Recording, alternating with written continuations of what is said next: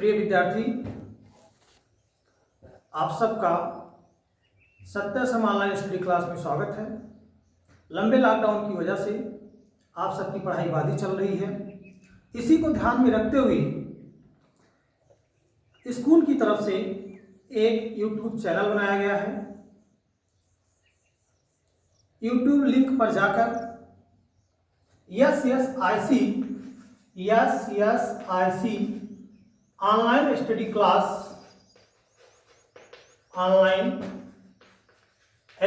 Class search करें और channel को सब्सक्राइब कर दें, जिससे वीडियो अपलोड होने पर जानकारी मिल सके। आज सबसे पहले क्लास 9 विषय विज्ञान लेसन फर्स्ट हमारे आसपास के पदार्थ। लेसन का नाम है हमारे आसपास के पदार्थ, मैटर इन आवर सराउंडिंग्स। सबसे पहले हम जानेंगे पदार्थ क्या होता है। पदार्थ हमारे चारों ओर जो भी वस्तुएं दिखाई दे रही हैं, कुर्सी, मेज, ईंट, ईटीसी, सब क्या है? पदार्थ है। पदार्थ की डिफिनीशन क्या होती है, परिभाषा क्या होती है?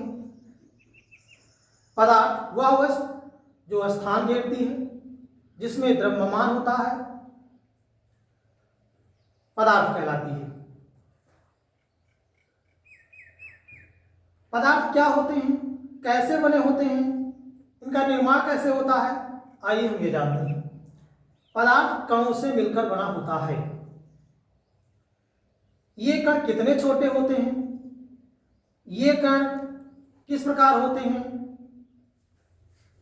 इसको समझने के लिए हम जैसे रेत बालू देखते हैं, बालू के जो कण हैं उनको हम पदार्थ के कण मान सकते हैं समझने के लिए। पदार्थ कणों से मिलकर बना होता है। ये कण कितने छोटे होते हैं, जैसे कोई मिट्टी का टुकड़ा है, उसको जब आप दबाते हैं तो वो छोटे छोटे टुकड़ों में टूट जाता है, लेकिन वो छोटे छोटे टुकड़ों को भी हम देख सकते हैं। लेकिन ये जिसकी बात हम कर रहे हैं कि पदार्थ छोटे छोटे कणों से मिलकर बना होता है, ये कण इतने छोटे होते हैं। कोई भी पदार्थ असंख्य सूक्ष्म कणों से मिलकर बना होता है, और ये कण हमें उच्च क्वालिटी की जो सूक्ष्मदर्शी होती हैं, उच्च क्षमता वाली सूक्ष्मदर्शी, उनकी सहायता से भी इन कणों को हम देख नहीं पाते।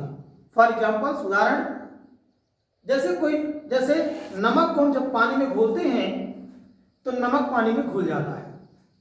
नमक एक पदार्थ है। ये इसके जो कण हैं वो जल के अणुओं के मध्य जो रिक्त स्थान होता है उसी में समावेशित हो जाते हैं, अर्थात ये कण अदृश्य हो जाते हैं और इनको हम सूक्ष्मदर्शी के द्वारा भी देख नहीं पाते हैं।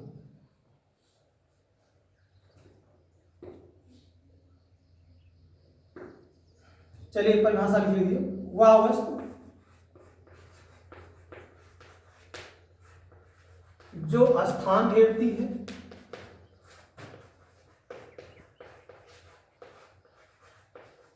जिसमें द्रव्यमान होता है,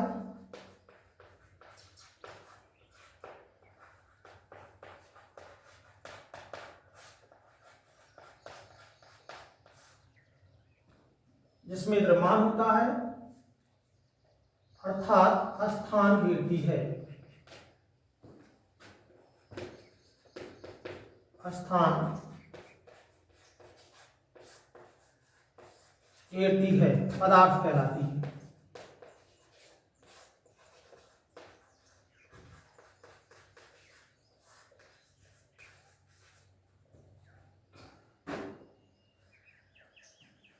पदार्थ कहलाती है। इसके बाद पदार्थ के कणों के अभिलाक्षणी गुण।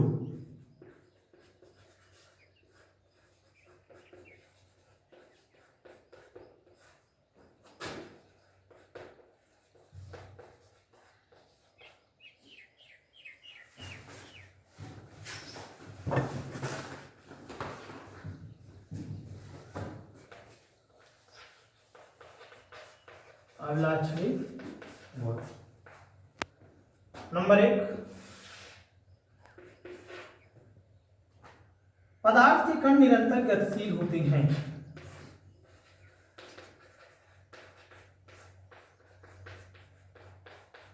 निरंतर गतिशील होते हैं।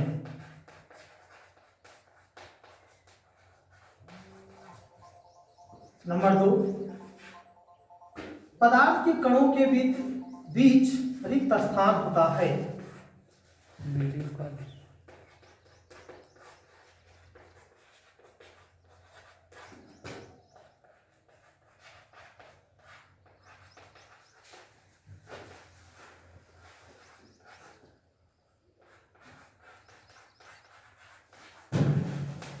नंबर 3, पदार्थ के कण एक दूसरे को आकर्षित करते हैं।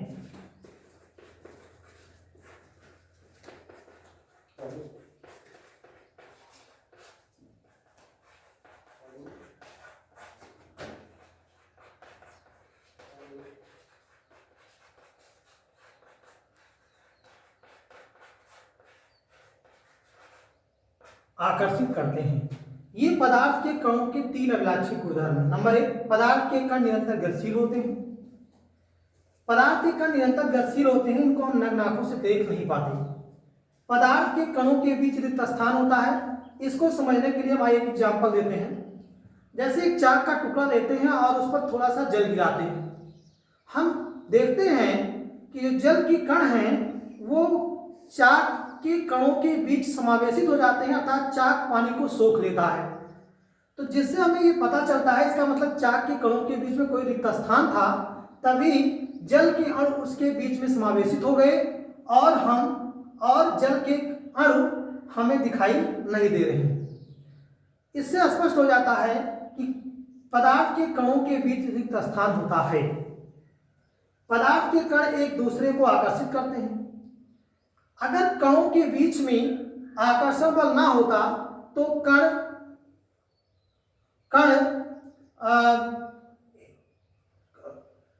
का स्थान निश्चित ना होता। अर्थात हम कह सकते हैं कि पदार्थ के कण एक दूसरे से आकर्षण बल द्वारा बंधे होते हैं और यही जो आकर्षण बल है वो एक दूसरे को बांधे रखता है।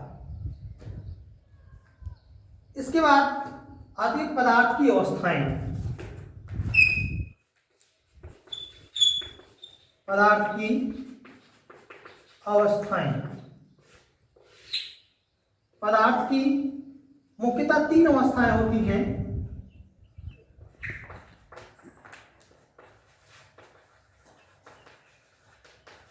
मुख्यतः 3 अवस्थाएं होती हैं।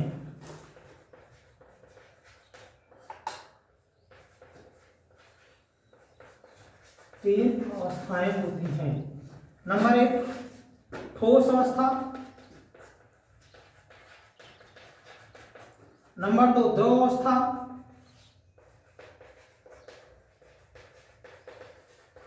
नंबर 3, गैस अवस्था। गैस अवस्था, ठोस अवस्था, द्रव अवस्था, गैस अवस्था, ये पदार्थ की 3 मुख्यतः अवस्थाएं हैं। पदार्थ की एक चौथी अवस्था भी होती है, उसको बोलते हैं प्लाज्मा। प्लाज्मा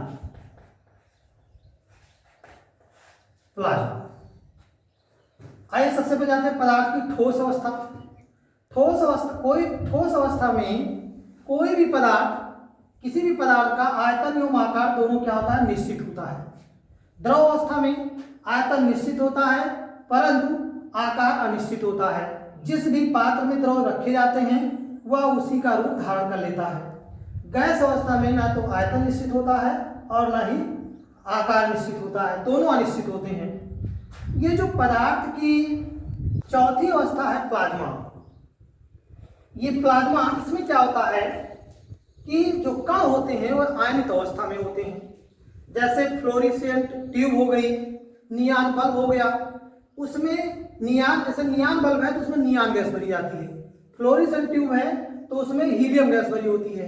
जब हम उसके अंदर विद्युत विसर्जन कराते हैं तो गैस के जो कण हैं वो आवेशित हो जाते हैं अर्थात आयनित अवस्था में हो जाते हैं और गैस की प्रकृति के अनुसार उसके अंदर चमक उत्पन्न होती है और गैस की यही अवस्था क्या कहलाती है? प्लाज्मा कहलाती है।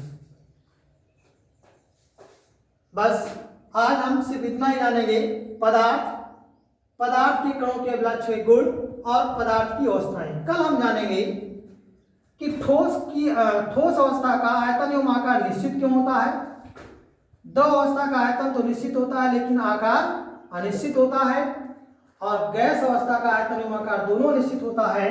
इसके बारे में हम